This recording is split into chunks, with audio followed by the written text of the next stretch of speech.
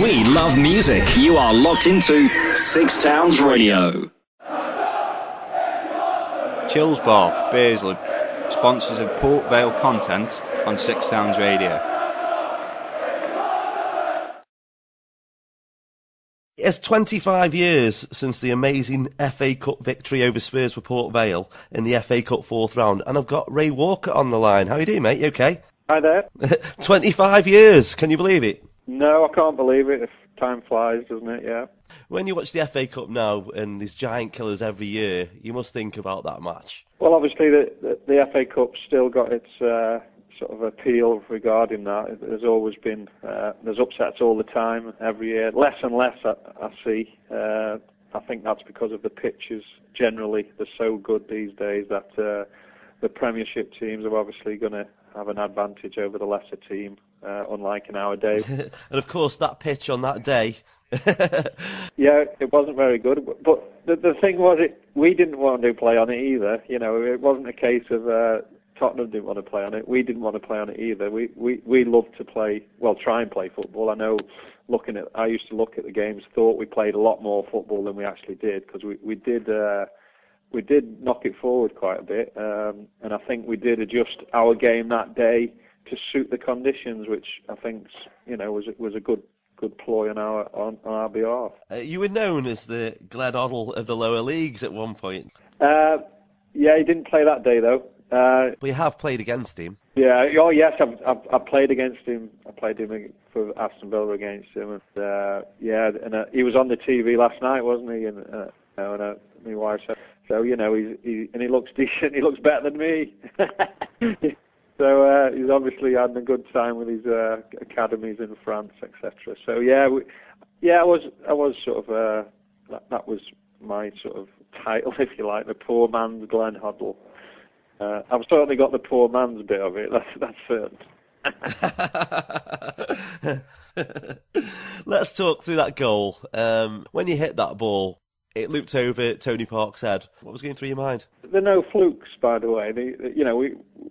I have got a half decent shot on me, always have done, and I do fade it from left to right with the sort of the top outside of my right foot. And I've done that regular.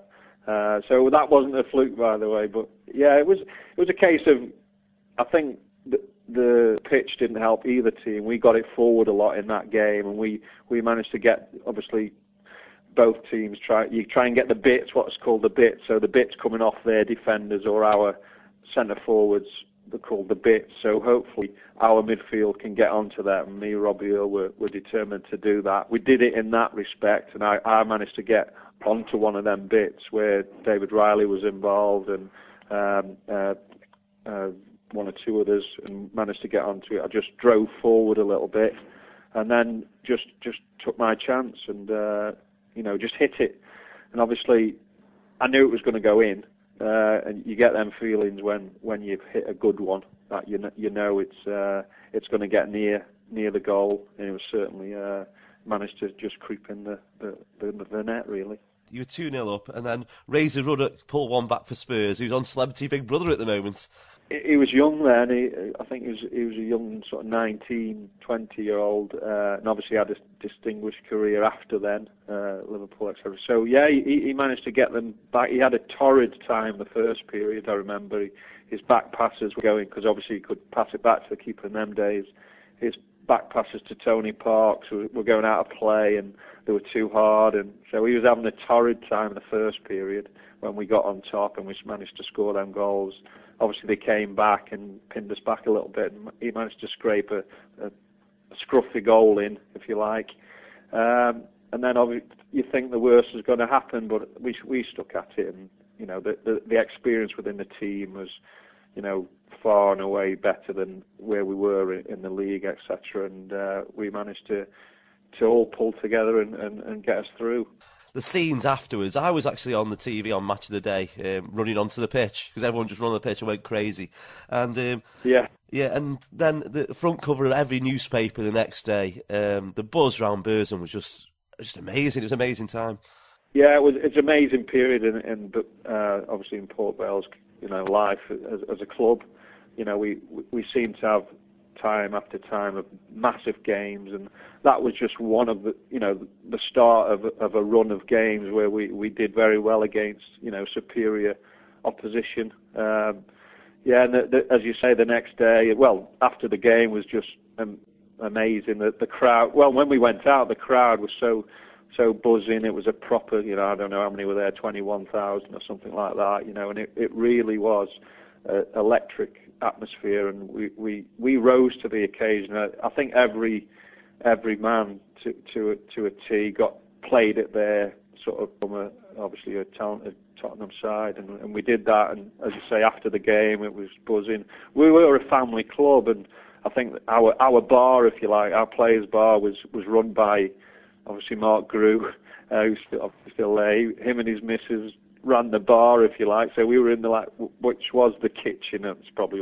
it has all changed now. We were in a stuffy little kitchen, and it was just, it was rammed, and the obviously the beer was flowing, and we had such a great time after, and that was us, a family club that had, beat one of the top teams in the land, The Tottenham team on the day, names like Waddle on the pitch, Clive Allen, who was the top scorer of the season before, Terry Venables was the manager, and I can remember Jimmy Greaves saying that the only problem Tottenham would have was finding the place. Yeah, that's right. Well, as you can imagine their point of view, they would have obviously won the cup the year before, and obviously just coming to Little Port Vale, they would obviously think, we just have to turn up to a degree. But I think they saw the pitch, and the Ozzy Ardiles was left on the bench, and so that gave us a little boost before the game, and then suddenly we're out there, and it's blood and thunder, which they're probably not used to. The pitch is poor, Waddle, who's obviously was another one of my heroes because he's a northeast boy, and Geordie, and could dribble for fun, and was a top England player. He couldn't, he could run with the ball a little bit, then suddenly it hit a bobble, and so his game wouldn't, he couldn't play at his maximum, and I think they relied a lot on a few good things, but he didn't boss the game like he would have done if it was on a good pitch. And we played to our full potential and battered them. Yes, indeed. I can remember Ozzy Ardiles walking onto the pitch, and again, he didn't play because of the conditions. But yeah, it was just an amazing day. And you stayed in the game, you stayed with Port Vale, and you're at Crewe now at the academy, aren't you? Well, I've been a community manager here for 11 years, so I managed to have a nice long 11 years at Port Vale, and now this is my 12th year at Crewe, Alex. I'm the community manager, do a lot of coaching still, and I coach up at the academy. I'm up there 3 nights a week as well. So I've been very lucky to stay in the game, and I'm happy, obviously more than happy to do that, and I'm hopefully just passing on a little bit of advice to the younger kids. Port Vale, cocksure for promotion this year. They've got to be there or thereabouts at the end of the season, and you've just witnessed promotion with Crewe. Have you been keeping an eye on Port Vale still? Yeah, I keep an eye on them. I look at the results. They're good when you get taken along. So you don't really think you're up there and you're going to stay up there. You just keep winning and getting the draws and this, and you suddenly you're staying up there, and you're just getting taken along on the ride, if you like, with the other clubs up there. So now they're up there. I think they'll certainly stay up there. It's getting up there is the hard job, and they say staying up there is even harder, but I don't think it is. You go into a game, you've got confidence. You're top scorer, Popey's scoring a lot of goals. You've got everything's happening, you get a lot of chances in games. You go out there with the belief you're never going to lose, playing catch up there back, and I'm sure they'll even if they have a dodgy result, they seem to get back on the path quite quickly, and I think they're going to get up there, and I'm sure they'll do it. Well, I'm glad you're still in the game and enjoying it. Thank you very much for being on the phone today, Ray. Super. And take care, mate. All the best, everybody. Cheers.